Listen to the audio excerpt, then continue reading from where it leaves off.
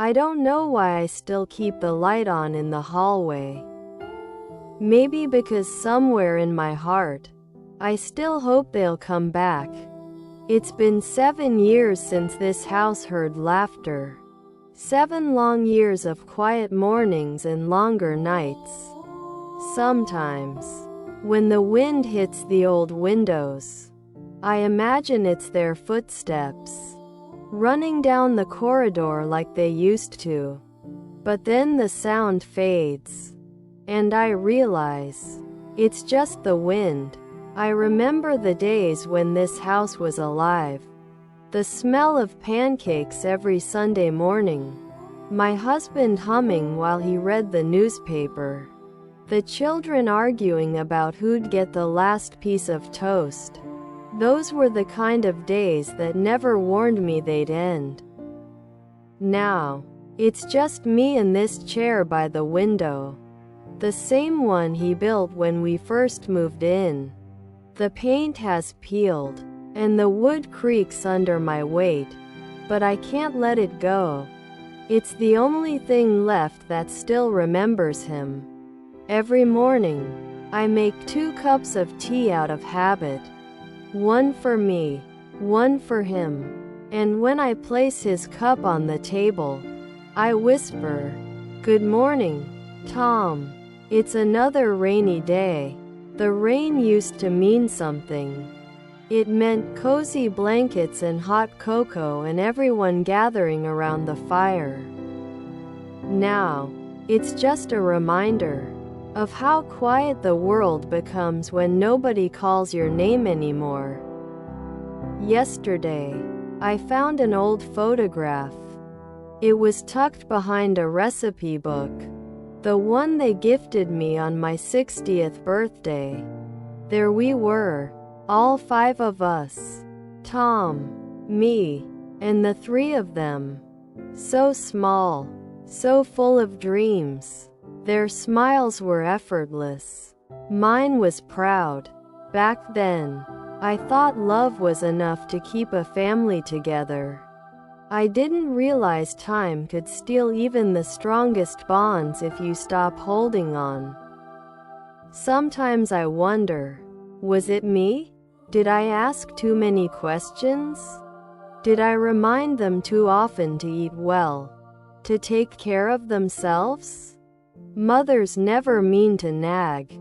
We just love too loudly, I suppose. I still have their birthdays written on the wall calendar. I mark them every year, even though they never visit. It feels wrong to stop remembering. This morning, I sat by the window again. The streets were wet. A delivery boy passed by with flowers. Yellow ones. My favorite. And for a moment, I thought they were for me. But he stopped next door. That's all right. Maybe next time. When I die, I hope they at least find this diary. Maybe they'll understand what silence does to a mother's heart. It doesn't just fill the room. It becomes the room. Yesterday, I opened the box under my bed. The one I promised never to touch again. Inside were letters. Small, yellowed, still carrying the scent of the past. One of them had his handwriting.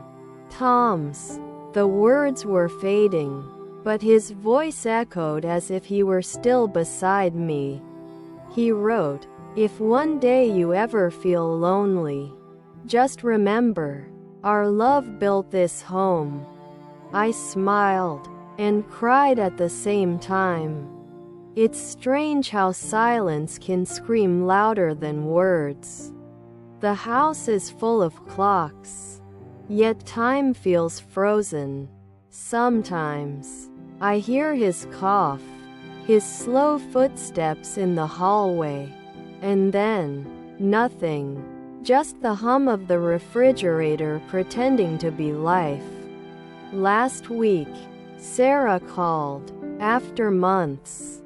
Her voice was distant, hurried. She said she might visit soon. I told her I'd bake her favorite pie, the one with cinnamon and apple. She laughed politely, that kind of laugh that hides something. Before hanging up, she said, "Love you, Mom." But her "love you" sounded like a habit, not a feeling. Still, I waited that entire weekend.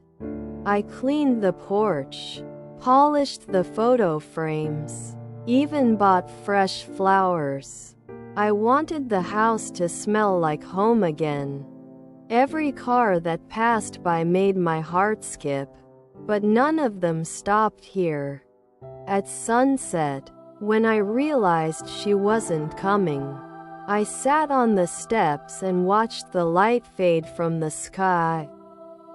The same light we used to sit under when the children played tag across the lawn. Tom would wink and say, "They'll always come back, you know." Maybe he believed it, maybe I did too. Now the stars come earlier, the nights stretch longer, and the phone stays quiet. I sometimes lift the receiver just to hear the dial tone. It reminds me I still exist somewhere, even if it's just to an empty signal. Tonight, I'll write her a letter. Not to blame, not to plead, just to remind her that love doesn't die quietly. It waits, even when no one's listening. This morning, I found an envelope on the porch. No name on it, just my address, written in a familiar, trembling hand.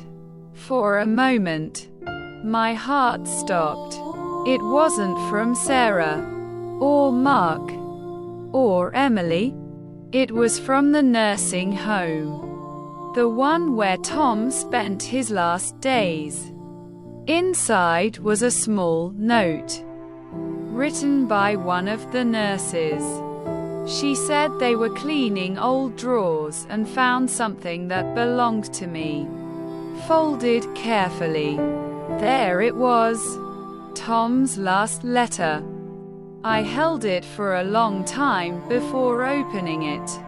My hands were shaking, and I could almost smell his cologne mixed with hospital air.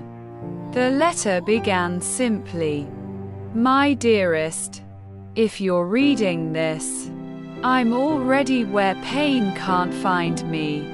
He wrote about the first time we met.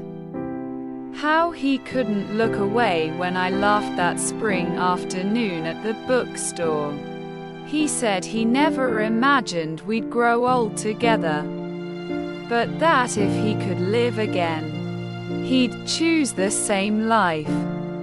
With all its cracks, all its rain, there was one line that tore my heart open.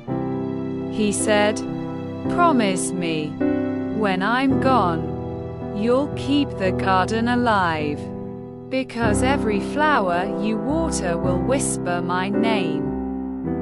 I folded the letter slowly, pressing it to my chest.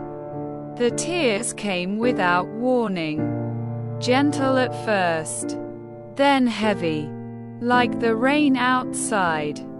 I sat on the floor, surrounded by silence, and realized something. It wasn't loneliness that hurt most. It was the memories that never fade, no matter how much you beg them to. Later that evening, I went to the garden. It looked tired, just like me, but I picked up the old watering can anyway. With every drop that touched the soil, I whispered, "This is for you, Tom." The moon came out, silver and soft, and for a moment, I felt him there, not in voice, not in body, but in the quiet presence that fills an empty room, and reminds you that love never really leaves. It just changes its shape. Tonight, the rain hasn't stopped. It taps softly against the window, like someone trying to get in, or maybe, like time itself reminding me I'm still here. It's been years since the house echoed with laughter, but every sound still carries their names. The creak of the stairs, the hum of the fridge, the wind under the door, they all whisper memories I never asked to keep. Last week, I dialed Mark's number again. The voice that answered was polite, distant. "Sorry, wrong number," he said. But I knew that voice. My son had learned to hide even from me. I smiled anyway. Mothers do that. We pretend the ache is smaller than it is. The doctor says my heart is getting weaker. Funny, it doesn't feel weak when I think of them. It feels full of things I never said, and moments I can never return to. On the nightstand, the phone blinks once. For a heartbeat, I think, maybe it's them. But it's only the low battery light, fading like an old candle. I reach for my diary, the one Tom gave me our first Christmas together. The pages are nearly full now, stained with ink and tears. This will be the last entry.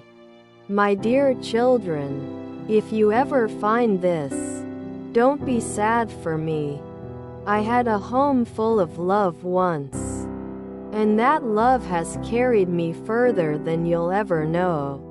I close the book slowly. The rain has stopped. Outside, the sky begins to clear, and the moon breaks through the clouds. Silver, gentle, forgiving. Maybe that's how heaven feels. Like finally being remembered. Good night, Tom. Good night, my loves. I'm going home. If you're listening to this, take a moment and think of your parents. They may not say it out loud anymore, but every day they wait for your call, your knock on the door, your voice saying, "I still remember." We grow busy chasing the world, but the truth is, the world begins and ends in the hands that once fed us. Visit them. Call them, hold them while you still can, because one day, their phone will stop ringing, and the silence will tell you how much noise love truly made. And when you sit alone someday, you'll realize, home was never a place. It was always a person. Cherish them now. Love them loudly. Before someday becomes too late.